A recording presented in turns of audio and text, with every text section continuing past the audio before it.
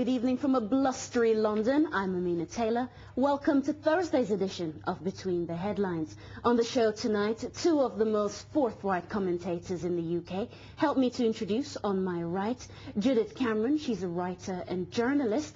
And rounding off our all-female powerful panel is Claudia Webbe. She's the former advisor to the Mayor of London. Welcome to you all, ladies.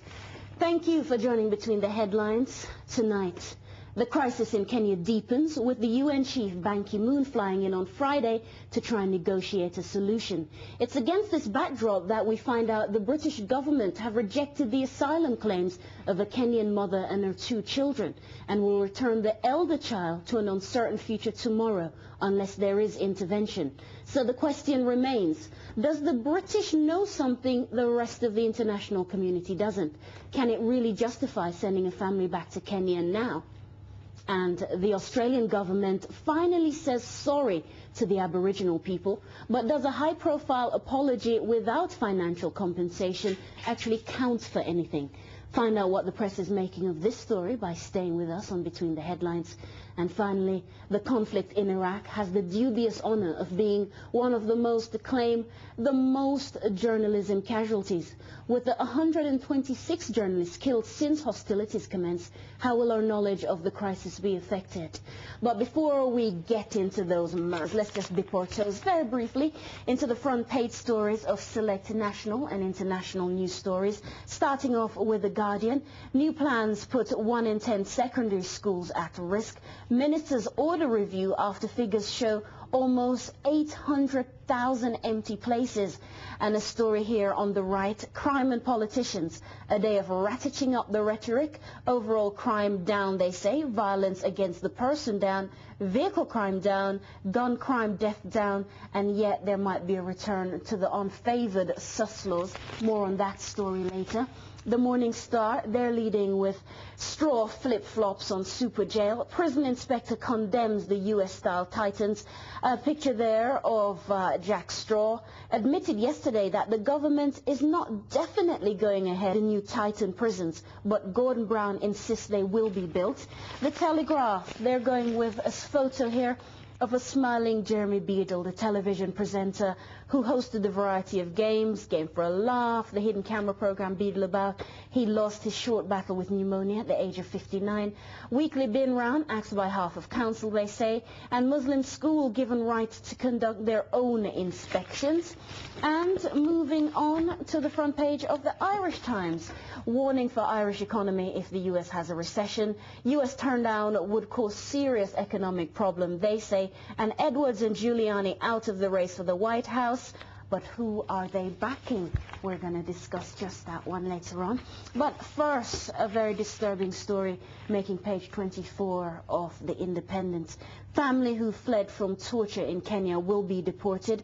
The heartbreaking story of Jay Kukiriku and her two children, Kevin and his sister, being told by the Home Office that their case for asylum has failed and they must return to Kenya almost immediately. Kevin booked on for a flight out of the UK tomorrow. Judith, is this surprising at all? We're hearing about instability in the region. We're hearing about ethnic cleansing used as a tag to describe the situation. Would you be surprised that our very own Home Office are returning people to this situation? I'm extremely surprised. And I think the issue is, how can it take 10 years to discover a family can't stay permanently?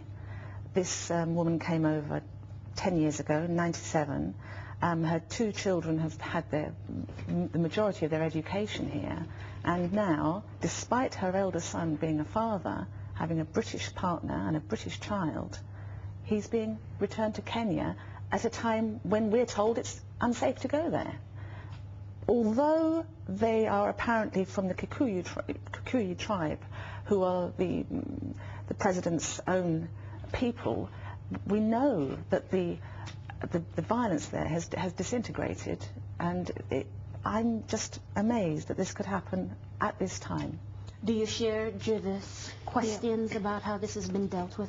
Yeah, I mean, I absolutely share those concerns. I think the concerns about the 10-year, having settled here, built a family life, built connections, built friends, and so on, says something quite fundamental about the whole immigration system and the whole administration of that system, that it can't resolve that in a 10-year period. Notwithstanding that, we are seeing daily on our screens the level of conflict and violence. And we are showing some of those very disturbing images. Absolutely. I mean, spreading, in fact, across the region. So against this backdrop, you would have thought there might have been a suspension, if not a termination, of deportations back to Kenya at the moment, at least for the moment, just to see how things pan out. Well, I think the government will argue, and the immigration services will argue, that every case has to be treated on its own merit. You cannot have a Which is exactly what they do here. This is what they're saying here, but this is a particular scenario where this particular family have been here for some considerable amount of time, and it goes to the heart of the system. And after all, the government is saying that tourists shouldn't go to Kenya. So it's warning tourists not to go to Kenya, and yet it's deporting people in this way. There's something unhealthy about it, but I suspect this is just the tip of the iceberg. We are only hearing about these cases. There are many more other cases where people are working on the ground to try and prevent even worse atrocities happening in terms of deportations. And when we talk about the atrocities happening in Kenya as we speak, people have been very wary. Critics have been very keen not to throw about the Rwanda comparisons too easily, because they're saying it might not be that similar situation, and you don't want to almost tempt fate, as it will. But do you see this being perhaps dealt with in an effective and quick manner by the UN Secretary General flying in tomorrow? No, I don't, is the truth. My daughter was there when the troubles erupted over Christmas, and from what she told me and everything I've read, it's only going from bad to worse. The President hasn't put together a decent coalition party for the last 5 years. He was elected under difficult circumstances, questionable circumstances, and I don't think Adangi's going to go along with it. And there's just no evidence that he will open up the government to be a true coalition and represent more tribes than his own. But the situation has perhaps moved on from some of these electoral discussions now. We're talking about reprisal attacks. So what first started out as a dubious result in a national election has now turned into neighbor against neighbor in some parts of the country. This is what is being presented to us, and I think we're largely getting this information from the Western media, and we therefore always treat that with some caution. But very clearly it's moved beyond the political, as you're indicating, and there are some what people might call ethnic conflict, and the Western media likes to call tribal tension. But in reality, I think that what we have to go back to the root causes, and we do have to remind ourselves that we're trying to move towards a system of democracy, and democracy needs to be open and transparent. And there are signs that the last elections wasn't quite open and transparent, and it's about going back to seeing whether or not there can be some reconciliation built, so that we can get a plan, if you like, a plan of action forward in terms of people being able to see true democracy. And therefore the visit by the former UN Secretary General can only help, I think. It's vitally needed. We can't continue to see TV coverage after TV coverage, and we hold our hands up and say it has nothing to do with us. We have to begin to think about how do we create peace in the world, and that means peace in Kenya. And a final note on this subject, Judith, I leave with you. If you had the power to veto or go ahead with this deportation, what would Judith do? I wouldn't deport anybody who's lived here for 10 years with their family. Full stop. I think it's too long. It's taken too long. All right, and something that others will argue has taken far too long is the situation in Australia. Now, I want you to avoid the rather large banner headline there of the Kenyan story and go with me very quickly to the very right-hand side of this page. See, it's in the World Bulletin section of the Telegraph. Australia say sorry to Aborigines. The Australian government is to apologise formally to Aborigines for past policies that forcibly remove generations of children from their families. Too little, too late, Claudia? I think it's definitely too little, too late, but nonetheless it is happening, but it is a ticket that the current president ran on in terms of getting elected. The former president chose not to issue an apology. So the fact that a country is demonstrating leadership in its president by giving an apology is important, and has some symbolism in that regard, and remind me very much of last year in the UK when we had the bicentennial to the abolition of the Slave Trade Act, and very many groups on the ground and communities affected were calling for our Prime Minister then, Tony Blair, to issue an apology. I think the most we got out of him was a statement of regret, and there was huge outcry in relation to that. So I think that the fact that the President in Australia is issuing an apology is a good thing. Of course, we need to see where does that take us, and he's arguing, and that, the article ends by arguing that the president is saying he wants to move one step further, not quite as far as compensation, but he wants to end discrimination across all spheres. Now that's a big it is, and it's one of those nice, beautiful words and great speech to give. But do you see this being anything other than symbolic, Judith?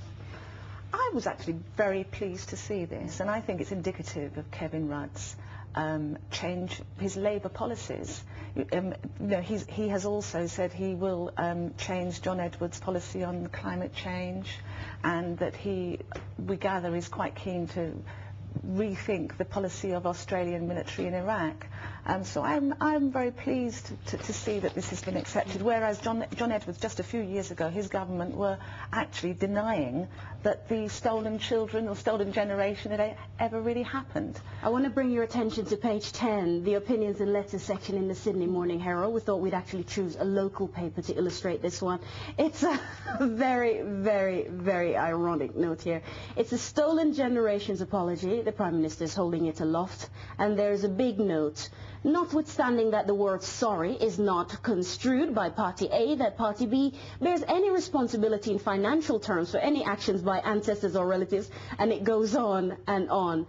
Because essentially, Claudia, there will be no financial repercussions of this act, I don't think. There will be no financial repercussion, and neither the President is saying or indicating that there will be any. It will be done in such a way that the Australian people will feel no guilt.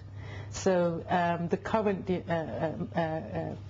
people there will feel no guilt. So, but at the end of the day, this is Australia's genocide when it comes to the treatment of Aborigines, and the sort of taking away of thousands upon thousands of Aborigine children under some kind of scientific agenda to integrate and mix these children so that they somehow become, a race in the future that is totally white. It was just ludicrous, some of the rationale and reasons given. But of course we know that Aborigines themselves have in a sense, they have built Australia into what it is today. And well, it would be interesting, Judith, if the Americans went this route with the Native Americans. That would be a hoot, wouldn't it? Well, I just think there's just too much time has passed. The big difference with Australia is this was carrying on until the 70s. Now, I would argue that this is 30 years later. To blame the present population of what happened between 1910 and 1970 is probably not very fair. And so I don't see the parallel with the abolition of slavery, and with with Native Americans, we're going back absolutely hundreds of years. But they said it's all built in the past. A quick note, Claudia, to something that's quite current, something you're heavily involved in. There is talk this week that the SUS laws, the laws that allow the police to stop a person on the street, are ask them where they're going, what they were up to. They might be the return without the paperwork. Very quickly, what are your thoughts and feelings on this? Well, of course, the SUS laws no longer exist. They changed those into stop and search laws. But the reality is that the government, the Conservative Party, wanting to abolish the very checks and balances, the slip of paper, the form filling, that provides the actual monitoring that enables communities affected to be able to challenge the system if they so wish. And indeed, both the Conservatives and the Labour seem to be jumping over themselves to argue that monitoring... Who's tougher? Who's got the greater handle on and so on. And arguing that, in fact, it's helped decrease stop and search on black young people. All the evidence suggests that it's provided no decrease. In fact, there's been an increase. And in fact, in areas where there are small populations of black communities, you are up to 15 times more likely to be stopped and searched than your white counterparts. So it really reintroduced the ability of the police to use their power and control over black communities, and they won't even have to demonstrate reasonable grounds. Indeed. Quick story here, The Independent. We are loving some of the coverage in The Independent today. Bomb takes death toll of journalist in Iraq war to 126. There is the distinction, and I use the word very, very tellingly, for the number of journalists who have actually died in this conflict, serving, trying to bring us the news from Iraq. Are you at all suspicious now about the information we get coming out, seeing that so few people actually want to report there? We're using a lot of the locals on the ground, and they're at considerable cost to themselves. I think our media has always been keen to put across a story that's acceptable to our society. So that doesn't particularly surprise me. Equally, though, as Western journalists, why would they be keen to go there? 126 journalists dead in Iraq. In the 20 years of the Vietnam War, there were 63 who died. And however, of that 126, I believe by far the majority were Iraqi. Indeed. As is Mr. Fartouzi. The one thing that maybe his family can be grateful for, if we could say that, is at least, we don't think that there was anybody that wanted to kill him. They believe the explosion, I gather, was aimed at the military police, whereas Reuters, 2 and 3 years ago, were complaining to the US military because of the number of their staff who were murdered by US attacks. And so, yeah, I do question the validity of what reports are coming out of Iraq. I don't see that it's going to change. Very briefly on this one, Claudia, we get some of the cushy assignments being here, writers, commentators. We don't actually have to go out there and put our lives on the line for these stories. Do you think that kind of laissez-faire attitude and approach to journalism has actually harmed how we approach the source and how we get the stories these days? I mean, you're talking about the Western media and their ability to hide behind closed doors, security and everything, whilst they send the Iraqi journalists out to face the front line. That clearly is wrong. For journalists, the Independent is very clearly saying that Iraq is the most dangerous country in the world to be. Well, spare a thought for Iraqi citizens, because for 126 journalists, many of them Iraqis, journalists at the end of the day, one could argue, have a choice. The citizens don't have a choice, children don't have a choice, and yet tens and tens of thousands of them are dying. And you know what's such a shame is the Iraqi journalists that are sent by the Western media to report a story aren't even able to come back and report the truth. Which is a shame. And something else that's caught our attention, almost as a final note. The Times, Edwards calls it today as he runs out of money, supporters and hope. John Edwards in New Orleans with his family yesterday. The rich donors have backed out. His wife, who has terminal cancer, had always agreed that her husband should fight to the finish, but alas, the finish came faster than any of them would have liked. Now the also-ran is out. Judith, what now for the Democratic nomination? It is literally wide open. Well, we've got either Obama or Clinton, and I gather that John Edwards hasn't endorsed either, although... Is that crucial? Probably not. It would, at the same time, I think it's a pretty close race now. That Kennedy is backing Obama I gather will have really upset the Clinton grouping. And so if John Edwards were to give an endorsement, and he is of course in talks with Hillary Clinton, that's got to be an advantage to her. Well, in 2004, he was on the losing side. I beg your pardon. Let's be clear. He was on the losing side. He ran with Kerry. They didn't win. Doesn't look like he's going to do anything further. Can the man who would have been king turn kingmaker? Can his endorsement maybe push it over the edge for one candidate or the other? It's the African American versus the woman. I don't think it would matter either way, actually, because I think that the rejection of Edwards is actually a rejection of his anti-poverty platform. He rode on an anti-poverty platform very explicitly so, and it's the state of America actually that rejected that. But I don't actually think that. I think Edwards himself is actually deciding which way he goes, because he's no doubt thinking about his future, like most politicians seem to be these days, as they're saying. But lining up. Maybe there's a job at number 2. Do you think there might be a job as number 2? No, I don't think there'll be a job as number 2. But apparently he's quite keen on being Attorney General. Yeah, he's... Well, it's not bad, is it, frankly? Throw your weight behind me and we'll see what we can do. Is there any chance, like a lot of Democrats have said, look, if Obama and Clinton runs, that would be the dream ticket. Do you think too much water under the bridge now? Too much animosity, too many personal attacks? Not if they're wise, because I think it would be an absolute guaranteed ticket, and maybe an excellent one.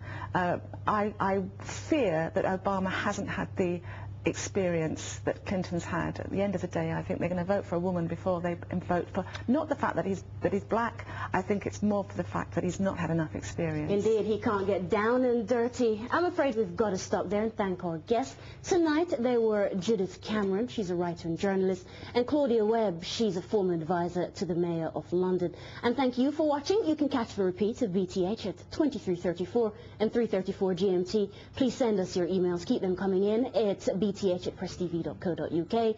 And join me tomorrow night for Friday's edition of Between the Headlines. I'm back then and very much looking forward to your company. Good night.